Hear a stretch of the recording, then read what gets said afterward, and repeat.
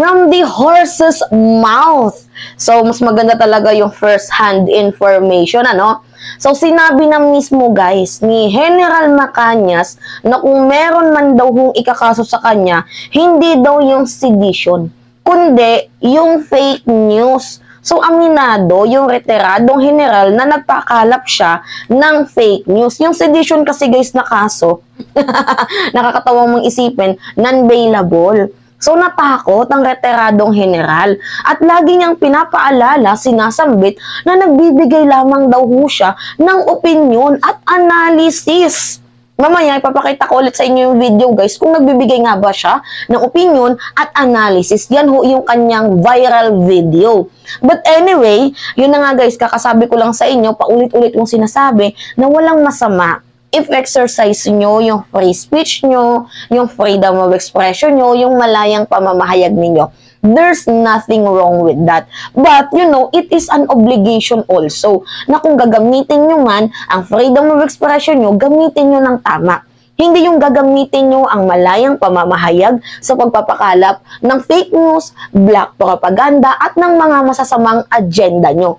Walang masama, guys. Kapag magsabi ka or magsalita ka, exercise mo, yung free speech mo, there's nothing wrong with that. But it is an obligation also sa ating mamamayang Pilipino na gamitin ang freedom of expression nang meron hong, you know, limitation. Kasi hindi naman yan applicable sa lahat. Hindi applicable yung malayang pamamahayag sa pagpapakalap ng fake news.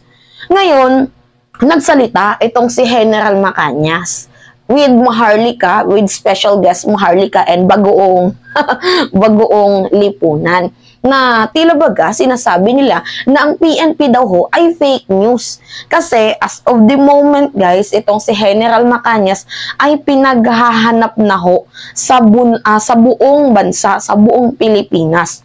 So harapin niya ata yung kasong ikakaso sa kanya, 'di ba, sa pagpapakalap niya ng fake news. Actually nga, guys, yung pinakapunto natin dito, nasa na ba yung pulburon video na tinutukoy nyo? Bakit up to this moment, hindi pa namin nakikita yan? Sabi nyo, January 5, ilalabas yung pulburon video.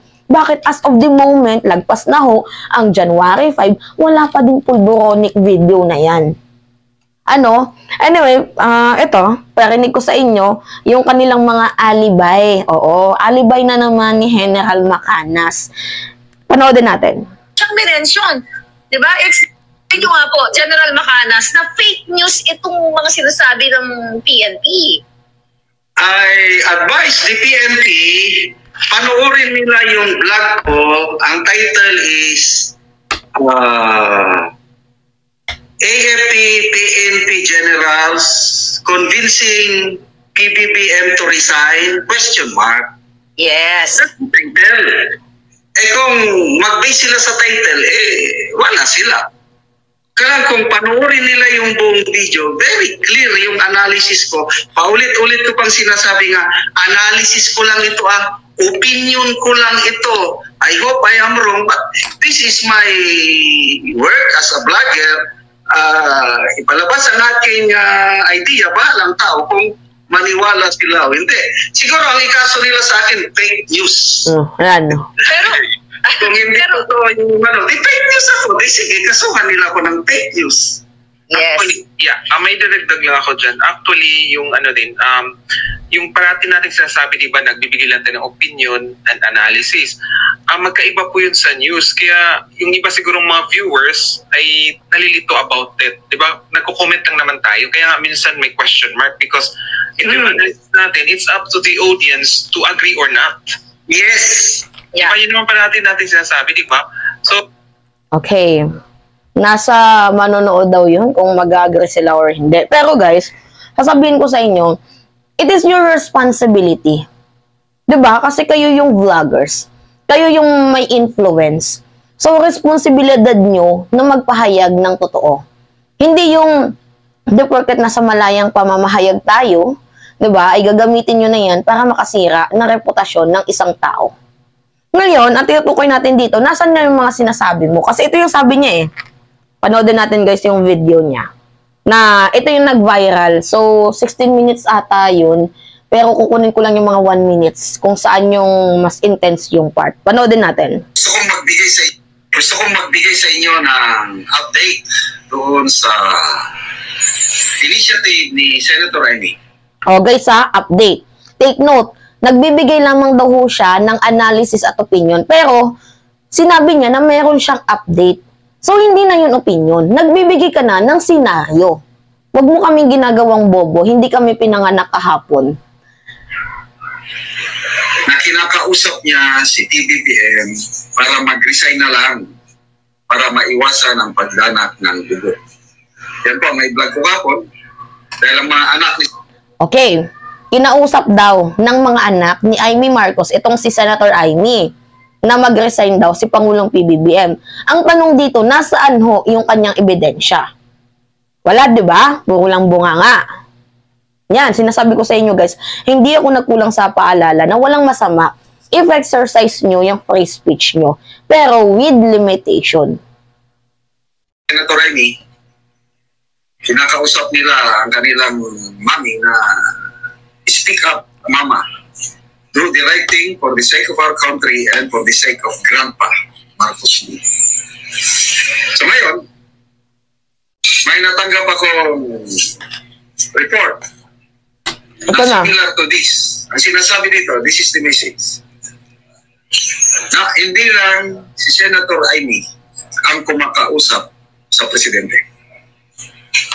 May iba't ibang grupo o iba't ibang tao na kumakausap. Dito, basahin ko yung aktora. Sir, mag-ready na po tayo. Kung hindi siya mag-step down na kusa o voluntaryo, gulo po ang mangyayari. Kinakausap na po siya o kinakausap na po sila, matigas lang si Smugs. Yan po. Yan, smugs. Violation agad, violation ulit yan.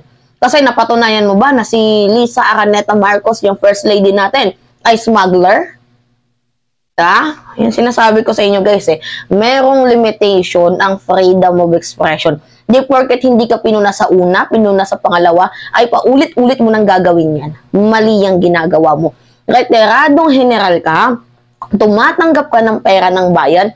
Actually guys, may benefits pa yan Pera pa rin ng bayan yung tinatanggap niyan. Binibigyan pa din yan ng gobyerno.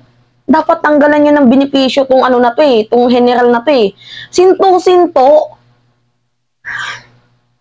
Yung actual text. Meron pang dagdag pala. Short ano lang.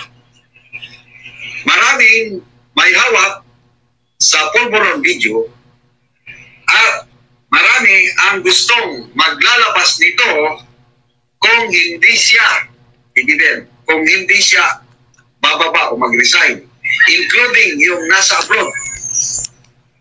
Kaya marami na po ang may hawak nitong pulburon video. O yan. Tapos pinatulan din to ni Harry Roque. Itong issue na to about sa pulveronic video daw ko, no? Pero wala namang nilalabas na pulveronic video. So, sabi nila, it could be a possibly way for impeachment dito kay Pangulong PBBM. Gagamitin nila yung pulveronic video. Ang tanong, nasaan ang pulveronic video? Wala akong nakikita, guys. So, anyway, para sa akin, dapat itong si General Macañas tanggalan ng benepisyo.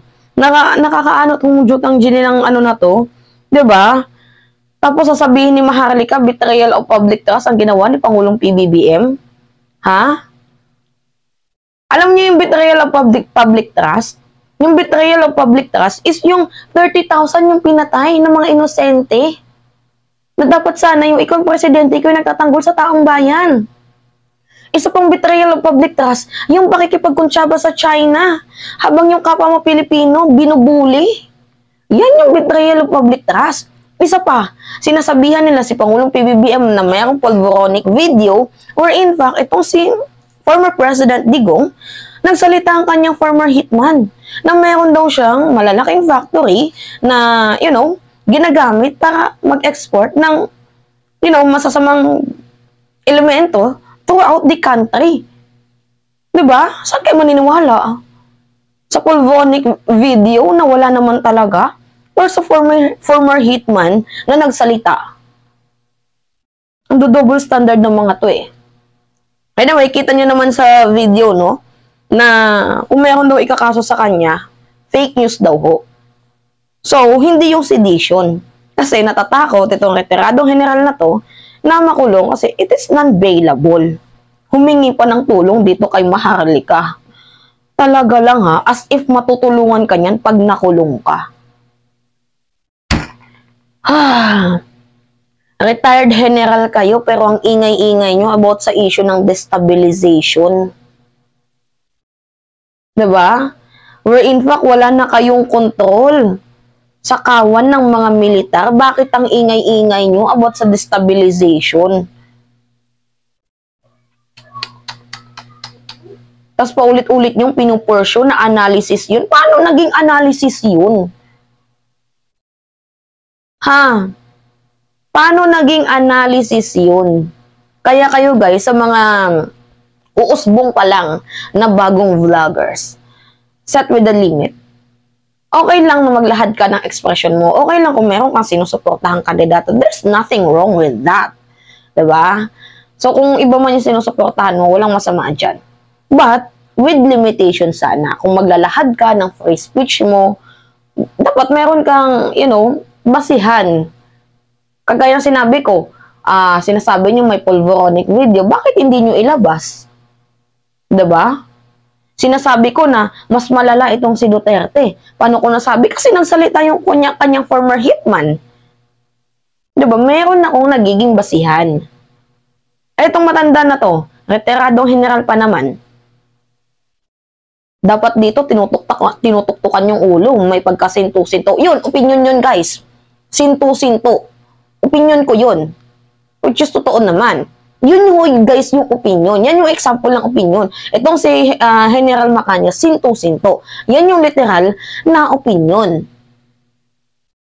Diba? Kaloka.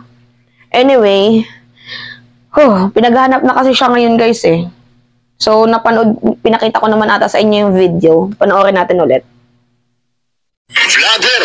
Ito yung sinasabi ko kahapon ha. Huwag niyong pinagpapaniwalaan itong mga vlogger na kumakaladkad sa pangalan nila AFP Chief of Staff General Romeo Browner Jr.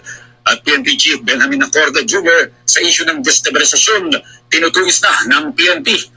May natafa na ni Philippine National Police o PNP Chief Police General Benjamin Acorda Jr. ang kanilang anti-cybercrime group para bugisin itong vlogger na nagpapakilalang isang retiradong general na sandatahang lakas ng Pilipinas. Ito'y matapos ipakalat ng isang retired Army General na nagkangalang Johnny Macanas Sr. sa kanyang YouTube video na kinukumbinsi umano ng PNP Chief at ito si AFP Chief of Staff General Romeo Browner Jr. si Pangulong Ferdinand Marcos Jr. na magbitiw na sa pwesto. Ayon kay PNP Public Information na Office Chief Police Colonel Jean Pato, walang katotohanan ang nakasaad sa video at ito'y malinaw na isang uri ng paninira at disinformation. Dahil dito, nanawagan ng PNP sa publiko na huwag ipakalat ang video dahil bukod sa wala ng katotohanan ng nilalaman nito, may katapat din itong kaparusahan sa halik sa umiiral na Anti-Cybercrime Act of 2012. Nabatid na ang YouTube page na The Generous Opinion ay mayroon ng mahigit 100,000 subscribers at followers. Pakinggan. Okay, yan. Putulin na natin. So, pinaghahanap na nga ngayon itong si General, Macañas, retired General Macañas. So, you know what guys, hindi naman pala totoo. Diba? Fake news. Lakas magsalita tapos sasabihin mo, pawang opinion lang yan. Hindi magiging opinion yun. Hindi magiging opinion yun. Huwag mo kaming ginagago. Parang gusto mong tukuyin na parang pinanganak kami kahapon na kaloka tong general na to. Dapat tanggalan din to ng pensyon. Kasi taong bayan pa din ang nagpapasweldo dito at yung ating gobyerno. Diba? Kawawa na nga si Pangulong PBBM sa mga fake news na pinapakalat nyo. Tapos tuwang-tuwa pa kayo for the sake of views and money. Mali naman ata yung paraan ng pamumuhay nyo, Anyway, it's me again guys, si Mio Alicia nyo. Tagbabalik ulit na sa ating panibagong video.